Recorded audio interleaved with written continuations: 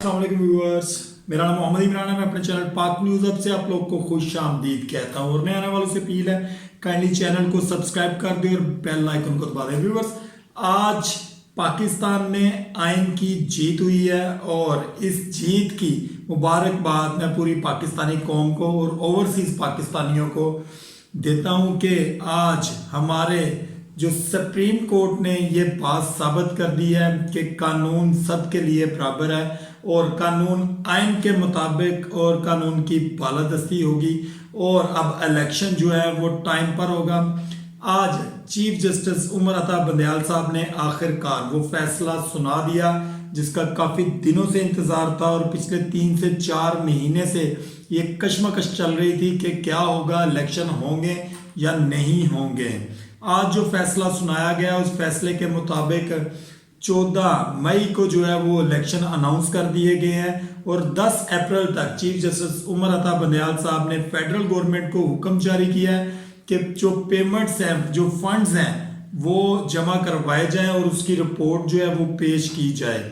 उन्होंने कहा कि अगर इससे कोई इनहराफ करेगा तो वो तौहीन अदालत करेगा और उसको उससे की वजह से अपने जो उसकी इस वक्त की सिटिंग गवर्नमेंट होगी उसको भी हाथ धोने पड़ सकते हैं और साथ इलेक्शन कमीशन को भी जो है वो हाथ धोने पड़ सकते हैं।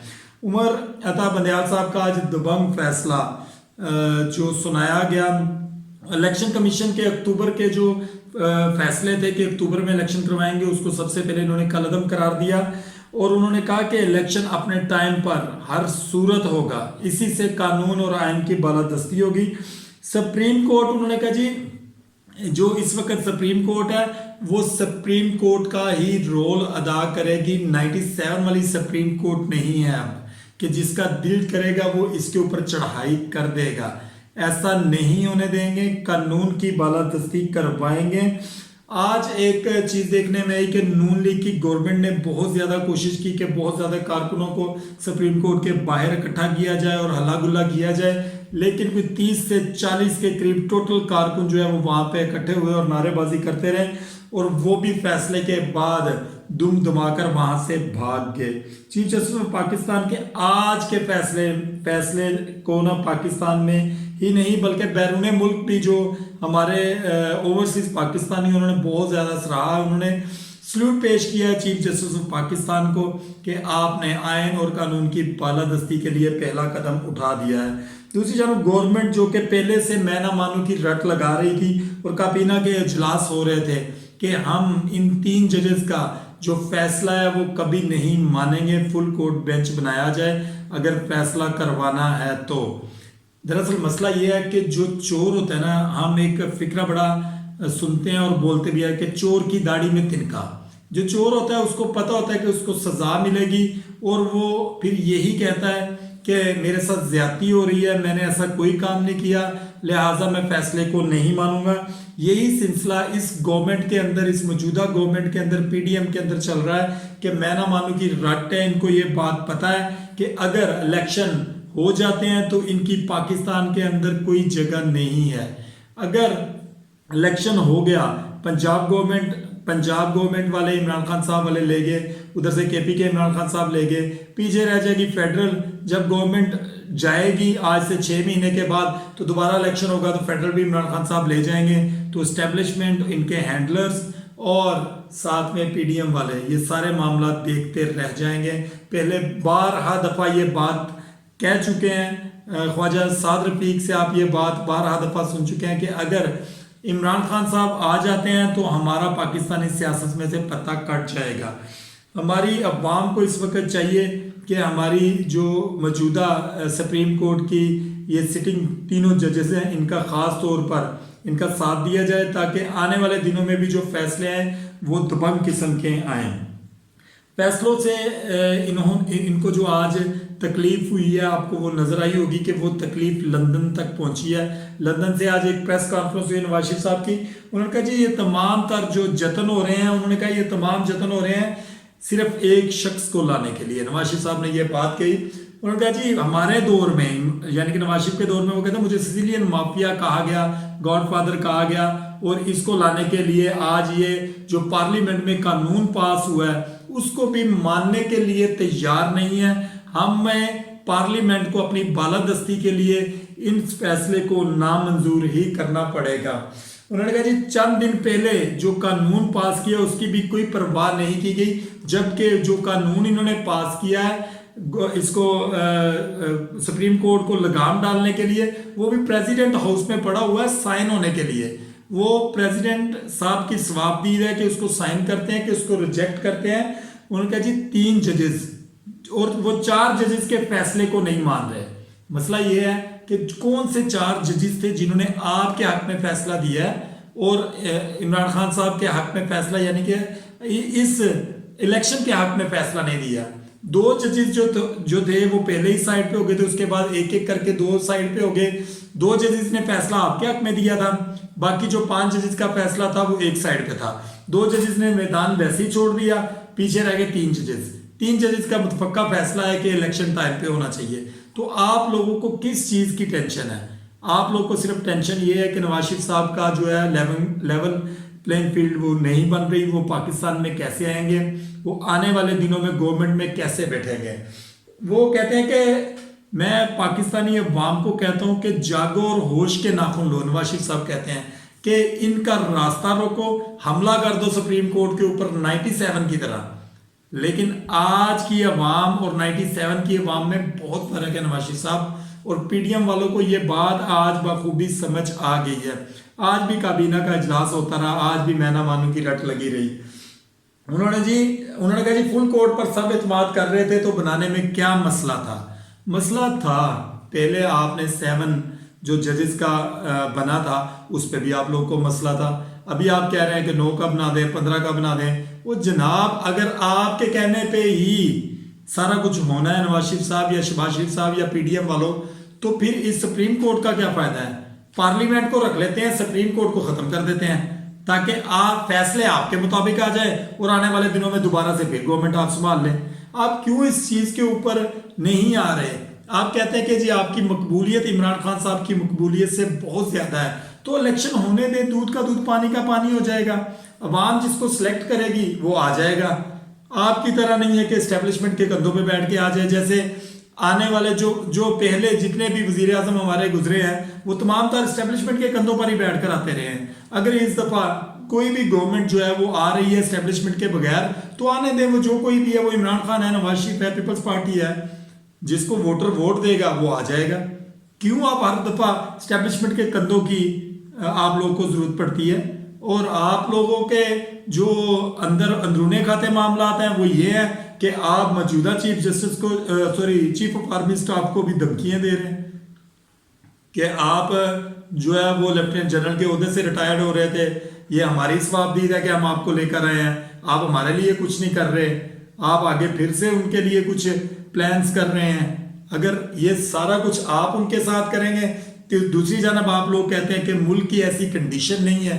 आप चाहते हैं कि इमरान खान साहब ना आए, कोई थर्ड जो पावर है वो आके कंट्रोल संभाल ले मुल्क का, क्योंकि आप लोगों को ये चीज क्लियर नजर आ रही है कि अगर इमरान खान साहब इख्तियार में दोबारा आते हैं तो किसी की कोई जगह नहीं बचेगी।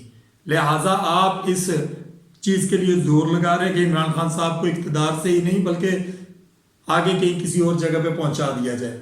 आप और आपकी बेटी का एक ही टारगेट है, सिर्फ इमरान खान, इसके अलावा आप लोगों का टारगेट कुछ नहीं है। इलेक्शन भी आप लोगों का मसला नहीं है, आप चाहे तो इलेक्शन बेशक कल इलेक्शन में चले जाएं, लेकिन इमरान खान का साहब के होते हुए आप इलेक्शन में जाना नहीं चाहते ना। आपको पता है कि मुंह की खानी पड़ेगी, अगर इलेक्शन हो गया तो हम लोग जीत नहीं सकेंगे। तो इस वजह से आप लोगों ने अभी जो ट्रेंड शुरू किया हुआ है वो यही है कि मैं ना मानूंगी, मैं ना मानूंगा। क्यों ना मानोगे? वो आपको गवर्नमेंट जो है वो चीफ जस्टिस साहब जो है वो खुद बनवा लेंगे, सुप्रीम कोर्ट बनवा लेगी। हुक्म अदूली करेंगे तो आपके ऊपर आर्टिकल 6 लगेगा। आर्टिकल 6 लगेगा तो आप लोगों की जो है ये जो सीटें बनी हुई हैं वजीर आजम साहब की, ये जा सकती है, आप घर जा सकते हैं, 5 साल के लिए नाअहल हो सकते हैं। और आपको नाअहल करवाने का टारगेट है ये आपको थोड़ा सा समझा दें, आप होश के नाखून लें, सुप्रीम कोर्ट के साथ पंगा ना लें। पीपल्स पार्टी ये चाहती है कि आप नाअहल हो जाएं ताकि आने वाले दिनों में पीपल्स पार्टी के लिए रास्ता साफ हो जाए। आप नाअहल होंगे, कोई ऐसा वजीर आजम नहीं होगा जो नून लीग में से होगा। आप ये बात अपने जहन से निकाल लें, फिर अगर वजीर आजम आएगा तो वो पीपल्स पार्टी का आएगा। आर्टिकल 6 ना लगवाएं, इलेक्शन होने दें, अवाम को फैसला करने दें, जो फैसला होगा वो सबको एक्सेप्टेबल होना चाहिए। उन्होंने कहा जी नवाज शरीफ साहब आज मिन्नतें समाजतें करते रहे हैं सुप्रीम कोर्ट की कि मुझे क्यों निकाला। आज फिर उन्होंने ऐसे फिक्रे बोले कि जी हमें तो 2 मिनट लगाते हैं, निकाल के बाहर फेंक देते हैं, हमारे ऊपर तो इन्होंने ऐसे ऐसे इल्जामात लगा दिए। एक जज, वो कहते हैं एक जज वजीर आजम को कैसे निकाल सकता है, एक अदल करने वाला, एक अदल की कुर्सी पर बैठने वाला एक वजीर आजम को कैसे निकाल सकता है। अगर वजीर आजम गिल्टी होगा तो उसको घर जाना चाहिए। ये दस्तूर है, ये पूरी दुनिया का दस्तूर है, सिर्फ आपका नहीं है। हमारा दीन, हमारा इस्लाम भी यही चीज़ सिखाता है कि हक और सच के साथ खड़े हों। चाहे वो सुप्रीम कोर्ट है, अगर वो हक के सच के साथ खड़ी होगी तो वो अपनी इज्जत की बहाली का भी उन्हीं को फायदा होगा। अगर वो आज झूठ का साथ देंगे तो ये जो 22 करोड़ अवाम है तो ये तो किसी का लिहाज नहीं करेगी। चाहे वो आप लोगों के हैंडलर्स हों, चाहे वो सुप्रीम कोर्ट हो, चाहे वो मौजूदा गवर्नमेंट हो, चाहे वो इमरान खान हो, अगर मौजूदा हालात जो पाकिस्तान की माशियत के हो चुके हैं, आप लोगों की पीडीएम ने आकर बेड़ा गर्क करके रख दिया है पूरे मुल्क का। इमरान खान साहब को आप इल्ज़ाम देते हैं कि आईएमएफ के साथ इन्होंने मुआहदे किए थे। अगर आईएमएफ के साथ इमरान खान साहब ने मुआहदे किए थे तो आप लोगों को किस चीज़ की तकलीफ थी कि आपने इमरान खान साहब को उतार दिया। अगर आने वाले दिनों में महंगाई होनी थी तो आप लोगों को किस चीज़ की तकलीफ थी, इमरान खान साहब को रहने देते। आपके हैंडलर्स को किस चीज़ की तकलीफ थी, वो इमरान खान साहब को रहने देते। खुद ब खुद उनकी जो मकबूलियत है वो कम हो जाती और वो अवाम जो है उनको उठाकर साइड पर कर देती और आप लोगों को कंधों पर बिठाकर वापस इक़्तिदार में ले आती, फिर अपनी अय्याशियाँ कर लेते। लेकिन आप लोगों को तो रजीम चेंज प्रोग्राम का हिस्सा बनना था। ले ले मज़े, फिर ले ले मज़े जनाब, आप मज़े लें और रजीम चेंज प्रोग्राम का हिस्सा बने। अवाम का ख्याल ना करें आप। अवाम को लाइनों में लगवा के आपने 12-13 बंदे मरवा दिए हैं सिर्फ एक आटा तकसीम करने के लिए। ये वही शहबाज शरीफ साहब है जो ये बात कहते थे कि मैं अपने कपड़े बेचकर आप लोगों को आटा दूंगा। आप लोगों ने क्या चीज़ बेचकर आटा देना है अवाम को? आप लोगों को इस चीज़ का एहसास ही नहीं है।